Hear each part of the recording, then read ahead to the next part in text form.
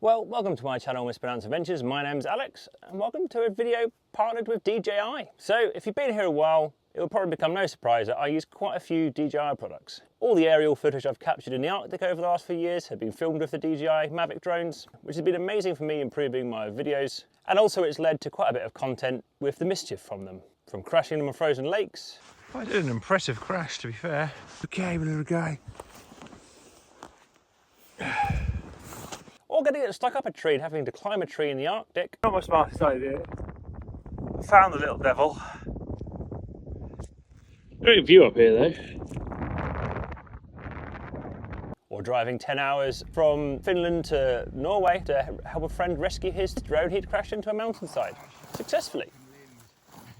Or using DJI wireless mics like I'm wearing at the minute, and it's how I often get all of the audio for my intros and outros. Well, welcome to my channel Mispronounced Adventures. My name's Alex, and welcome to Arctic season round 4, even in some pretty extreme environments. Well, welcome to my channel Mispronounced Adventures, helping me improve my content creation. But DJI do more than just that. They also got DJI Power. They make the DJI Power 1000 power station and the DJI Expansion Battery 2000. And if you've seen on this channel, I'm a lover of power stations. I think they're a great option in my situation as a backup and alternative electrical system for my van when I'm in extreme environments. And I also very much see the merits of for car camping, general camping or truck camping to have an electrical system which is all in one, portable, which you can take out when you don't need, giving you all the possibilities of using AC power off-grid, from cooking and induction to charging your drones. But one of the important things about power stations is getting them charged back up again. Most vehicles nowadays have got reasonable sized alternators. That's how you easily remove an alternator from a vehicle. Which can put out a lot of power. It's usually not a way to take full advantage of large alternators to get power back into a power station quickly. Well, DJI have brought out their solution. The DJI Power 1.8 kilowatt solar and car super fast charger for charging their power stations. So as usual, we're going to unbox it, set it up, do some testing and see how well it works. So let's get on with it. So DJI 1.8 kilowatt solar car solar super fast charger, and it does a few different things. So this is the combo unit. They also make a 1 kilowatt just car charger, but this is the solar and car charger, and this has a few different use cases. I'm going to be primarily looking at the context of this being in a vehicle to charge the power stations. However, this could also be used in a domestic setting to charge the power stations in a domestic setting as well via solar.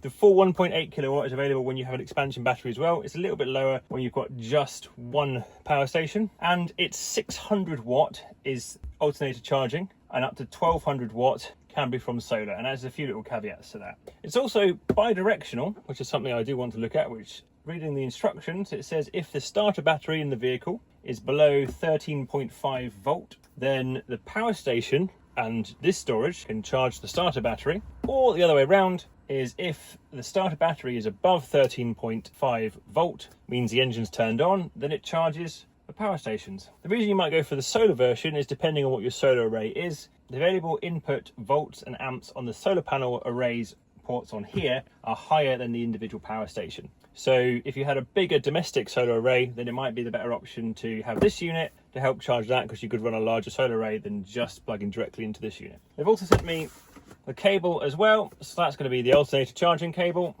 Because you've got the built-in MC4 connectors and you also got an additional port, they've also sent me the XT90 to MC4 adapter, and this one I'm not quite sure. It's an XT90 to 12 volt socket. Right, let's get this opened up. Right, first off, let's get open the main unit itself. Comes with a dongle inside, and from my understanding that is a communication dongle. And there we go, DJI super fast charger.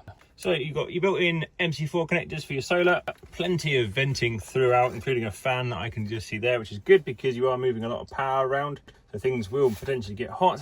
Here's the direct specs. You're going to pause it and have a look on the sticker. Mounting bracket, so if you want to mount it, it's a very simple system of putting the screws in and slipping it down with some pads on to leave it flat as well. On the bottom of the other ones you've got to the connection to the power station itself, the alternator in, all the additional solar in.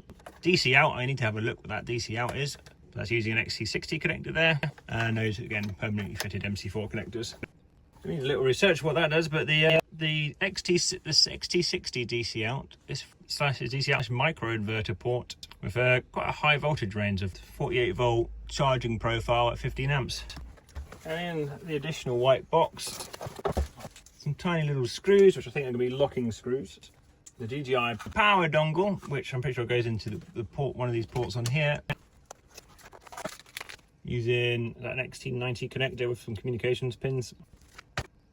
Okay, so the dongle goes into the SCD light port, and that allows the Power 1000 to connect to the DJI Home app.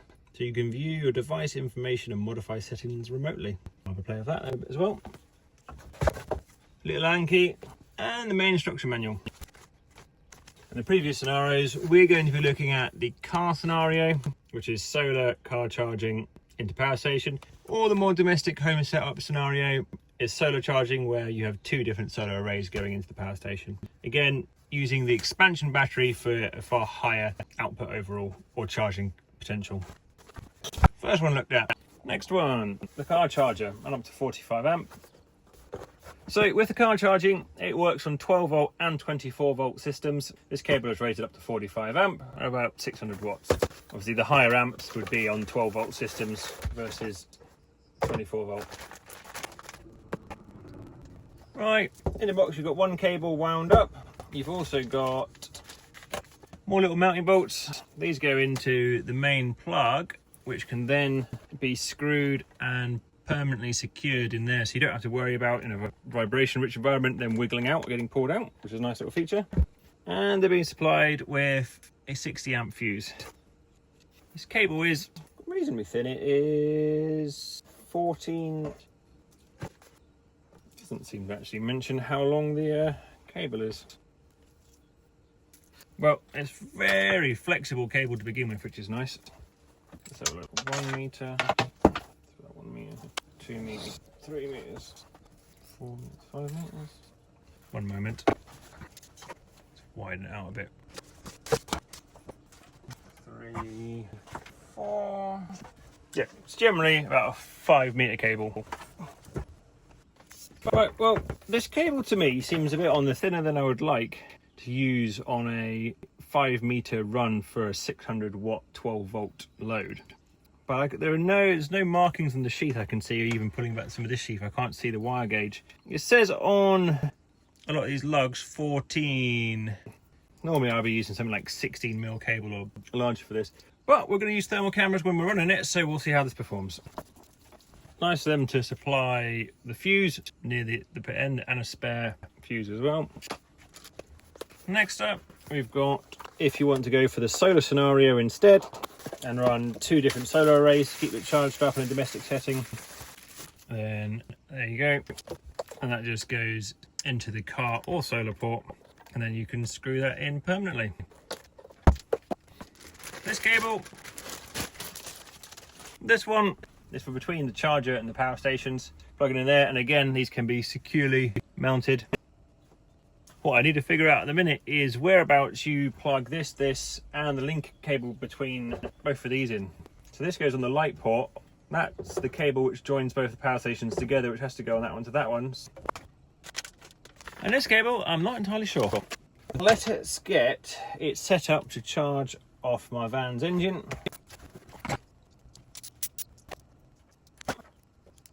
Right, so I'm going to do a temporary setup, but if you're doing this permanently, you might want to run these cables neatly around things and then pin them back so they wobble around whilst you're driving. Luckily on a Ford Transit it's quite easy, so there's a bolt there, and then just need to go around and attach this to the CCC point, which we've got my current DC-DC chargers on it. Transits have a CCC point, which is a customer connection point, which is that's bolted directly on. It's already actually fused to 60 amp in there. The 60 amp post, but it's got its own fuse on it as well. Right, we're going to start off simple by not using the expansion battery, but just have it plugged straight into the unit. So alternator charger goes in that slot. We're not going to turn the engine on just yet, so that's now plugged into there. This cable is to go into here. Yep. And this one goes into the top one. Of that, we're just going to quickly check on the instructions. To answer my earlier question, if you want to use the expansion battery, you plug it into the bottom one, which then goes up to the top one and then comes down. So after we get it set up, we'll give that a go. And since we want to actually see what's going on the app, we're going to plug in the dongle. Right, we're just downloading the app. Right, let's just currently test a few things. So this is coming from the starter battery, and we've currently got 12.25 volts. So yeah, the starter battery all connected. Let's try. For in a minute, really. Plug in. It gives me an error, but let's get this plugged into the app first in case there's some software updates which are required. Add device, Bluetooth. Add manually, DJI, yep. Make sure the device is powered on, yep, otherwise press and hold the device power button. Make sure the dongle is installed properly at the indicator, yep. Device not found. We're getting there after some helpful YouTube videos online. I've learned that this needs a software update, so I have to put it into load mode, but I have to connect it to my MacBook to do that. To download some DJI software to update it that way, and then this should work. Not updated a power station like that before. Connected items, firmware. Yeah, start software update.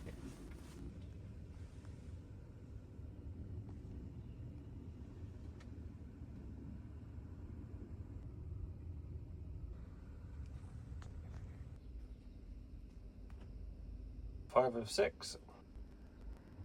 Well, I think I'll come back when this is finished. Right, I think it's done. Okay, it's now trying to charge my laptop. So all being well, when I plug this in now, it will light up the green button. Yay, there we go. Right, let's try again. Dongle is now green lit after doing the software update. Indicator is on. Bluetooth pairing insert. It's found it. Pairing successful. It's going to connect it to the van's internet. Hopefully that means for any further updates, it can now do it over the air via the dongle opposed to via the computer. Well, there we go. Everything's up to date. Let's just make sure the app is all working. Let's just quickly plug in this power. Yep, taking power. Right then, let's see what happens when we plug in the alternator cable. Lights come on. So, first option to see, I'll bring them up on the screen as well. Auto mode, recharging, /decharging, discharging. That's the one where it goes between charging the starter battery, charging leisure. And again, while that could be a really powerful mode, normally you can't run diesel heaters off power stations because the 12-volt socket is only up to 10 amps and you need slightly more. With the auto mode, it would recharge from the alternator at 600 watts and discharge it to 100 watts. It means you could run your diesel heater off your starter battery, and then this would automatically top it up to make sure your starter battery doesn't go flat. That means you could have a setup where you just have a power station and your diesel heaters run off your starter battery, and I think that potentially is brilliant. Recharge, minimum voltage for charging, and for going the other direction. And that's now charging my starter battery. I guess then, let's start the van. Right, let's turn the engine on. Starter voltage. That should shoot up.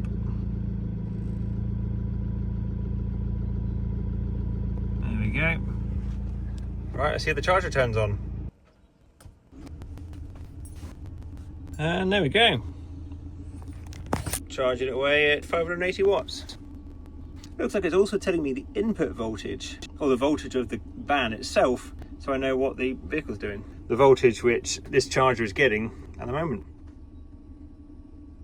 Right, let's try the next option, expansion battery. So, maybe it's the top port. Top port.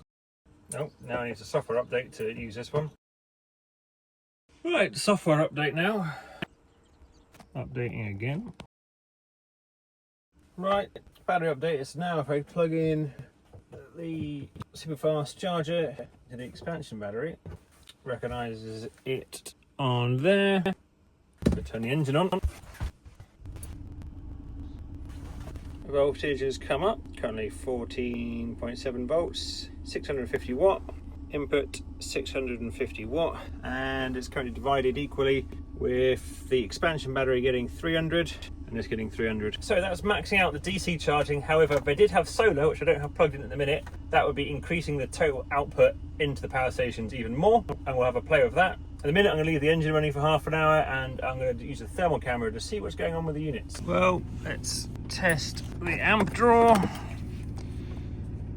and currently getting 43 amps at 14.7 volt. Right, we're about 25-minute runtime in, and you can clearly see the cable is itself warm. Going into the unit, at 52 degrees going in. You can see that cold spot of 19 degrees is where the fan is sucking air in, and that hot spot is the exhaust. This isn't the optimal setup because it should be vertical, but it's more the cable and its temperature which is the really hot bit at the minute. It's also worth noting that the cables are currently in the open air, so they've got the best possible passive cooling available. They're not currently tucked away inside walls or hidden in insulation where they will get warmer. The power station and the cells are pretty normal. Well, as you can see, running the 12 volt, the cable is noticeably warm. But I did say earlier, I did think it was quite thin cable. I'm not saying that's going to cause a fire, because it's 50 degrees, that's not the hottest thing. It is warm. We'll let it go for another 20 minutes to hopefully find a stabilised temperature to see what it gets to. But it is still running maxed out. Alright, we're about now at the 40-minute mark, so let's see what the temperature's doing now. 52, up another degree. 55, right in there. 43. I think that's a good enough test at the minute. Come turn the engine back off. This is about 40 odd degrees for the cable and about 50 odd for the connector, which is a bit hotter than I would have liked. Surely can't be that much more per meter to make this 16 mil squared or even 25 mil, which would have been a way better or way more efficient option for it, because you're not going to lose energy this way. At the beginning of the test when it was cold, it was pulling 43 amp and doing 650 watt out. Let's just do another amp test now to see if, because of that heat, those heat losses, it's increased at all. The same. Right, let's turn the van off. So, as I said before, this mode, automatic, is what I think could be the most interesting. This is the bi-directional aspect, and it's automated. So if you were running auxiliary items off your starter battery when the engine's off, such as a diesel heater, when the diesel heater starts to drain down your starter battery below 12.8, which can be set by the user, then the power station is going to automatically start to keep it topped up, and then when it's above it, it starts charging this. And charge looks to be for charging the starter battery up manually. Next up, let's have a look at the solar aspects. So I've got a small foldable 120 watt solar panel which DJI sent me. That's going to be my little testing piece for today. Whilst that's a folded one, it could be a permanently mounted one, like the ones I got mounted on the shed at my mum's house, or they could be the ones mounted on top of your vehicle. The important bit is that they are to the correct spec. So the main solar port is from 12 to 60 volt VOC on the solar panel, up to 20 amp for 1200 watts total. And the adapter cable, if you want to use it in the solar setup, is you don't use the car charger and use it as a solar port instead. That's rated from 12 to 45 volt and up to 43 amp, which is the same sort of input maximum you get from the car charger. And again, that's up to 600 watts. So if you're running a larger solar array, make sure that the VOC of your panels, if you've got them running in series, is lower than 60 volt for this one and 45 volt for this one. It also does nicely detail it on there as well, just to remind you that this one is from 12 to 45 volt. So I'm going to go put that solar panel outside. It's not going to be particularly high yield, it's a smaller panel, and it's currently overcast today, and we'll get it set up. Right, all set up outside. I did have to make up some cables, so plug in the negative into the negative port, and the positive into the positive port. And let's see what happens. Green lights come on, there we go, and it's starting to charge. Via solar.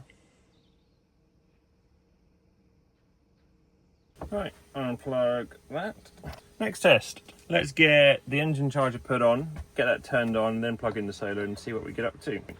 Right, let's go turn the engine on. Engine is turned on. Right, get in the usual full output. Let's get solar plug back in and hopefully see that go up. There you go. Now getting solar and the engine in. No new settings on there. Yeah, we're now getting solar and engine charging simultaneously. Since you've got the engine charging set up, get the bi-directional charging, you also would get that with the solar as well. So when the solar is charged, it looks like it would, if it reaches your voltage set point, go into reverse charging and charge the starter battery up as well. Right, next test, unplug the vehicle connector and we're going to try the double solar setup. All right, just need to go find another solar panel. Right, my second solar panel is set up.